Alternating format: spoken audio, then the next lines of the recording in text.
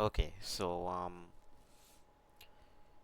we we already did the introduction to what orthographic projection is. So you should already know what the front, the end, and the plan views are. So what we're going to do today, as you can see, I have an isometric projection here, right? This is basically like a irregular object, right? It's a very simple irregular object. So what we're going to do, I'm going to show you how we can construct this here in force angle orthographic projection. And when you finish that, I want you to reconstruct the same views in third angle orthographic projection. So we're going to be using this side here as the front view, the side that has the 50 mm here, or basically the side with the left receding axis, right? And for the end view, we're going to use the right hand side here. That's the right receding axis. And obviously the plan view is going to be when you view this object from the top. So what we basically want here, we want to create a few layers that we're going to be using, right? Now you know by default you have this layer here, right? And the next layer here, we could call this one guidelines, right? The next layer we could call it outline. And for the guidelines we could use a light gray color, right?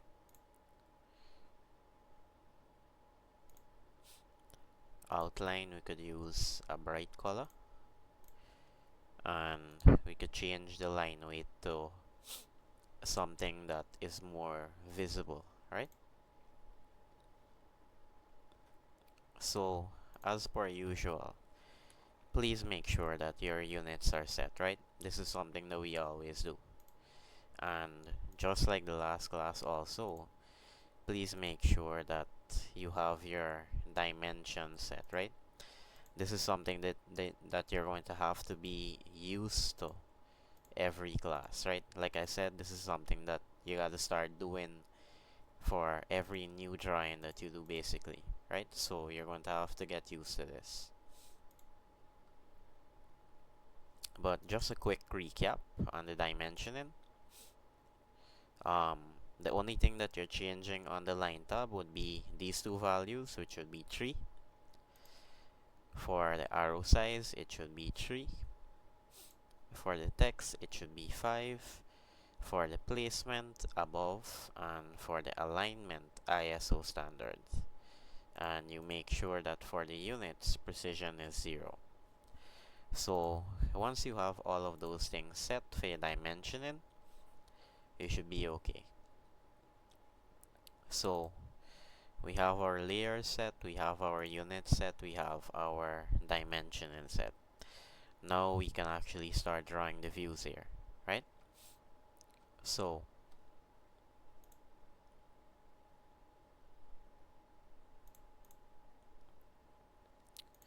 we're going to start by using the default layer here, and we can start drawing the front view here now, right? So we see that on the left receding axis there's a length here of 50, right? So what you need to remember is that you're drawing the view from the front. Imagine that you're viewing the object in this direction here directly from the front, right? So what would you see when you view this object from the front? So we can start by drawing our 50 mm line, and I don't think I need to tell you to enable your ortho mode when you're drawing your straight lines, right? Then we can see that this small line here that I highlighted, it goes up to 10 mm. That's on the right hand side. So we could repeat back the same thing over here, 10 mm, and it goes back over here.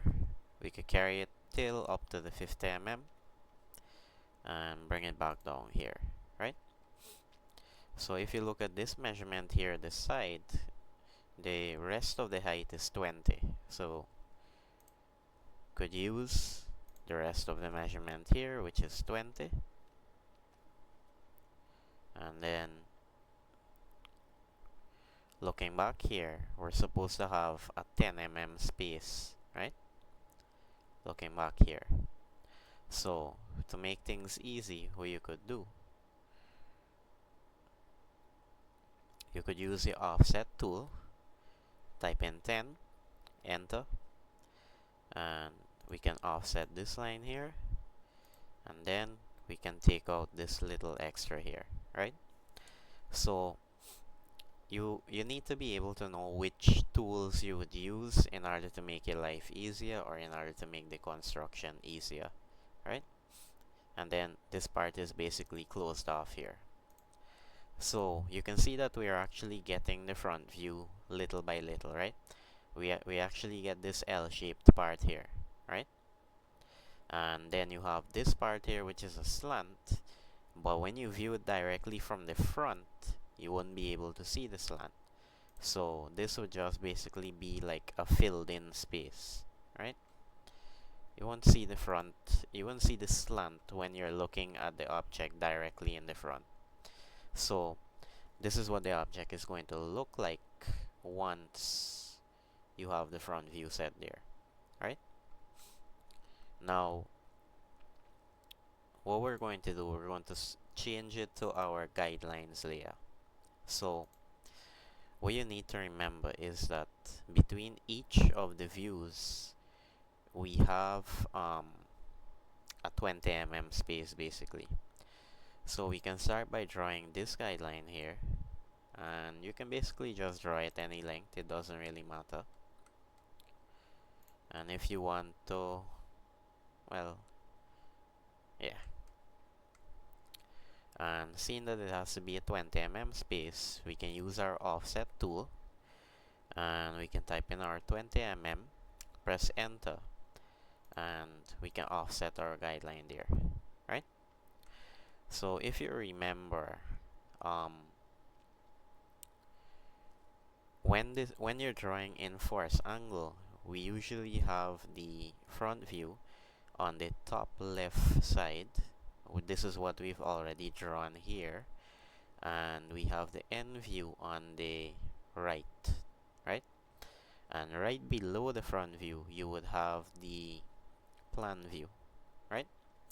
So that means that we're going to need to have another guideline. That's one going here like this. And of course, you're also going to put in your 20 mm offset or your 20 mm space. Alright? So on the bottom here, the bottom left, this is where our plan is going to go.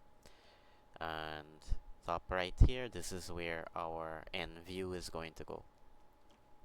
So I'm just going to switch back to the default layer, and now I can draw the end view, right? So common sense would tell you that the end view is going to have the same height here as the front view, right? Pretty straightforward. However, the length is going to be different because if you look at the right receding axis, the length here is 35 mm. So you type in 35 and that's going to give you a length, right? Since it's going to be enclosed, we can come up here to the height, and again, common sense will tell you 20 plus 10 gives you 30, and that's the total height, right? So of course, when you're doing these drawings, you need to have basic understanding of mathematics, right? Simple addition and subtraction, which shouldn't be hard for you considering you're in Form 4 now. Right. So looking back at the end view here, you can see that we have this small part here that I'm highlighting here, right? So this comes in 15 mm, right? You can see the dimension being shown there. and it comes down 20 mm. So we can make use of our offset tool to make our life easier, right? So the first one is 15. You type in 15 and you offset this side towards the right here. And we know it comes down to 20, so you click on offset again. You type in 20, enter, and you offset here to let it go below. Alright? So now we can actually trim out this here and this here, and seeing that when you look at the end view, you won't really see the slant here. We're just going to draw a straight line connecting to the end here, like that. So basically, when you look at this object here from the end, this is what it should look like, right? So we have the front view and we have the end view. They are completed now, right? Now we're going to be drawing the plan view. So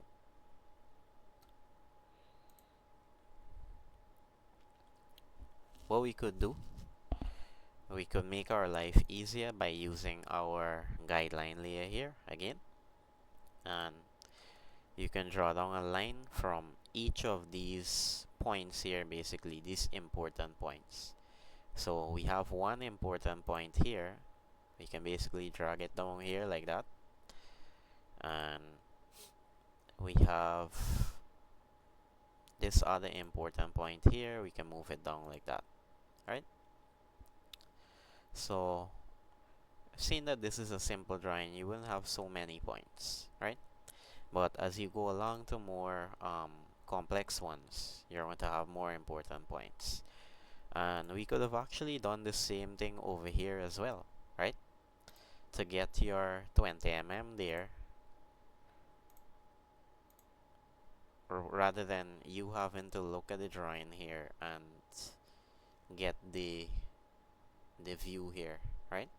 So there are a lot of things that you can do in constructing these views, and there are many different ways to do it. You just have to know what is most effective for you, right? Alright, so now we can start drawing the plan view here. So we know that from this end view here, the height of the plan view is going to be 35. So we're going to come down 35. Length is going to be the same here, which is 50. And we can actually enclose the plan view shape there, right? So using the guideline here, we have our 10 mm there already, see? So it makes your life easier. Now looking at the isometric here, there's 15 mm. So we know that this short line here, we gotta come in 15 mm, right? So from here, you're going to come in 15, press the enter key, and this is where the slant line is going to go to the end. So all you need to simply do is from here, you connect your slant line to this endpoint here. And that's pretty much your plan view, right? Pretty simple. And we could take out the extra here, right? Don't mistake and take out this, right? This is going to take out everything. So if you want to actually neat up the drawing,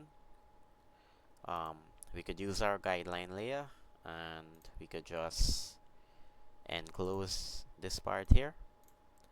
And after we have that part enclosed, we could trim out the extra to make your drawing look much neater, right? So we want to change the views now basically to the outline layer. So you're going to click on this arrow here, but before we do that, I want to hide the guideline layer. So I'm going to click on this light bulb icon here, right? Turn the current layer off, and see, it's going to disappear.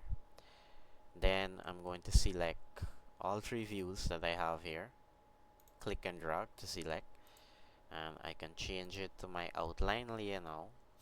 And if I want to see my guidelines, I can just click on the light bulb here again, and you can see that I have my guidelines here, right? Pretty simple. So what we could actually do, we could actually dimension the same things here again to show that the drawing is actually correct, right? So we know that this here is 10 mm. We know that this here is 20 mm, or instead of actually doing it there, we could do it on the end view here, 20 mm. And I'm using the wrong layer, so I'm just going to select those dimensions and switch to the default layer, right? We could dimension the length here, which is 50. We could dimension the 15 mm, which would be here,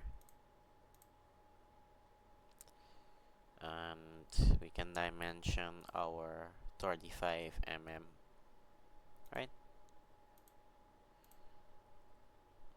Oh, that's the 30 mm.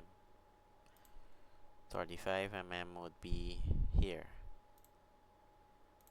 right?